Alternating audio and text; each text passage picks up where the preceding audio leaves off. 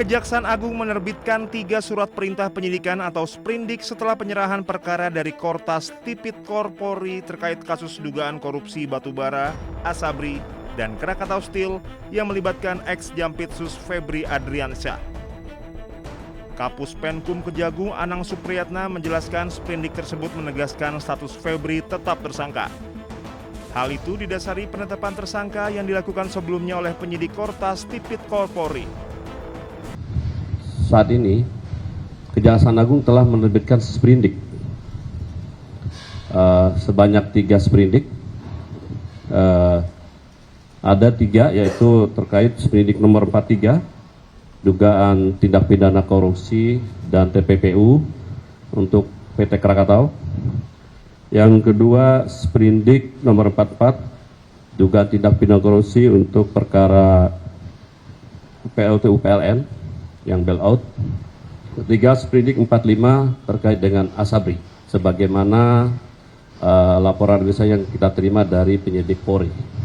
Jadi sudah dibentuk, dan semenjak diterbitkan sprindik, maka segala kegiatan dan tindakan-tindakan yang bersifat pro justisia sudah beralih kepada penyidik kejaksaan.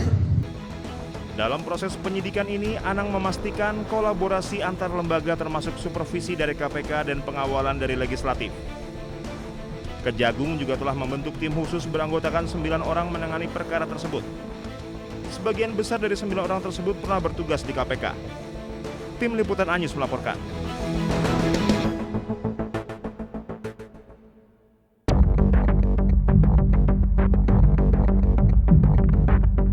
Kejaksaan Agung telah membentuk tim penyidik khusus yang diisi 9 jaksa senior yang mayoritas merupakan alumni KPK untuk mengusut perkara yang menyeret ex-Jampitsus Febri Adriansyah.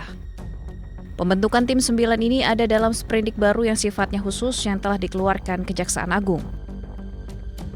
Deretan jaksa yang tergabung dalam tim 9 sengaja dipilih berdasarkan pengalaman dalam menangani kasus korupsi.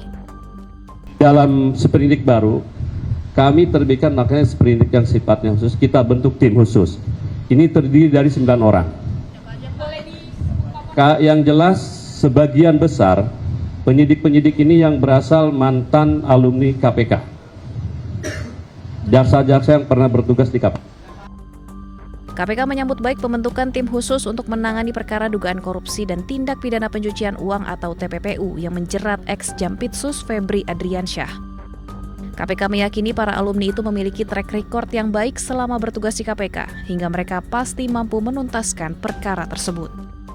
Melihat ini progres yang positif karena Kejagung kemudian dengan segera membentuk tim khusus yang kemudian beranggotakan diantaranya adalah mantan-mantan dari insan KPK khususnya di Jaksa Penuntut Umum. Artinya kami melihat memang kompetensi, pengalaman ketika mereka bertugas di KPK dibutuhkan untuk bisa membantu dalam proses penyidikan perkara tersebut.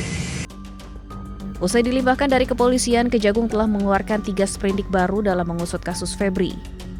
Kejagung menegaskan tim 9 ini nantinya yang akan bertugas mengusut lebih jauh perkara korupsi yang melibatkan mantan Jampitsus tersebut.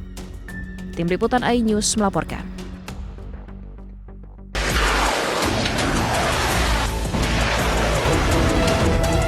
Pasukan militer Iran meluncurkan rudal dan drone yang menargetkan pangkalan Amerika Serikat di Timur Tengah.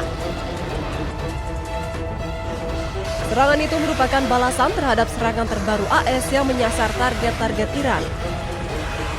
Iran menyerang situs-situs militer AS di Yordania, Kuwait, Bahrain, hingga Qatar.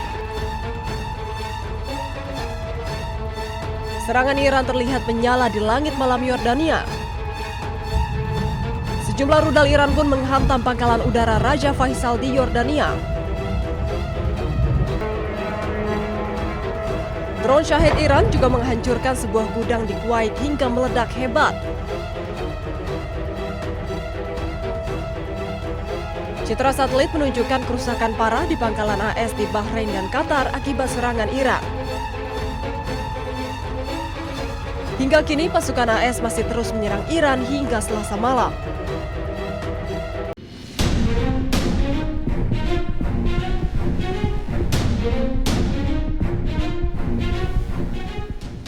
Komando Pusat AS atau CENTCOM mengatakan pada hari Selasa bahwa pasukannya melakukan gelombang serangan lain terhadap Iran. Serangan terjadi di dekat garis pantai Iran dan Selat Hormuz usai Amerika Serikat mengumumkan pemberlakuan kembali blokade angkatan laut di Selat Hormuz di tengah meningkatnya eskalasi.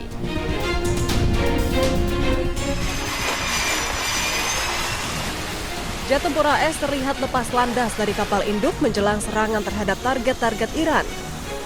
Namun tanggal dan lokasi pasti dari rekaman yang dirilis oleh CENTCOM tidak dapat diverifikasi secara independen. CENTCOM melaporkan pasukan militer AS meluncurkan serangan terhadap target militer dan infrastruktur Iran selama gelombang serangan 7 jam. Serangan tersebut menandai hari keempat berturut-turut terjadinya eskalasi militer antara AS dan Iran. Kedua pihak saling menuduh melanggar gencatan senjata usai tanda tangan nota kesepahaman pada 17 Juni.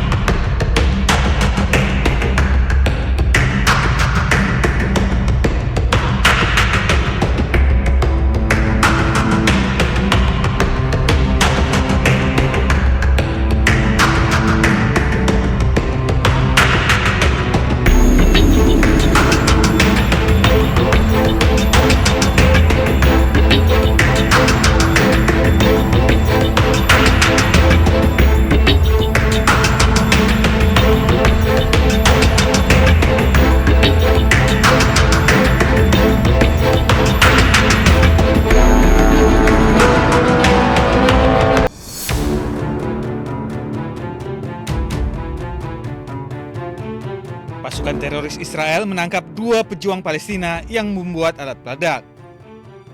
Pasukan penjajah juga menangkap pemasok senjata bagi pejuang Palestina di sebuah rumah di daerah Ramallah hari Selasa. Zionis IDF mengatakan kedua pejuang memproduksi alat peledak yang digunakan untuk mengusir pasukan penjajah Israel dari tanah Palestina. Pasukan genosida juga menyita sejumlah besar senjata selama penggerebekan. Menurut pemerintah apartheid Israel, ketiga tahanan tersebut dibawa untuk diperiksa lebih lanjut.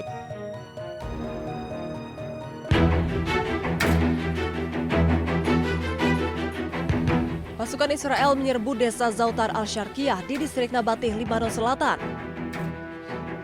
Mereka membakar dan menghancurkan sejumlah rumah warga di desa tersebut hingga kepulan asap tebal terlihat membubung pada Selasa sore.